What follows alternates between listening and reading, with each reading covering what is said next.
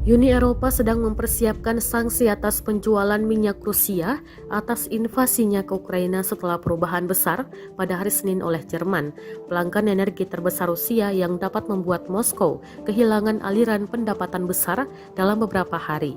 Komisi Eropa diperkirakan akan mengusulkan paket ke-6 sanksi Uni Eropa minggu ini terhadap Rusia atas invasi 24 Februari ke Ukraina, termasuk kemungkinan embargo untuk membeli minyak Rusia.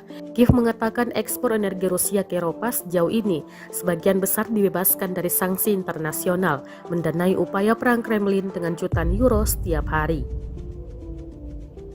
Selain itu, Rusia telah dilarang menggunakan layanan konsultasi akuntansi dan PR atau Public Relations Manajemen Inggris yang masih dalam sanksi terbaru. Menteri Luar Negeri Inggris Liz Truss mengatakan larangan ini akan memotong layanan ekspor yang penting bagi ekonomi Rusia. Truss mengatakan sanksi baru yang dijatuhkan akan membantu memastikan Vladimir Putin gagal di Ukraina. Terima kasih sudah nonton.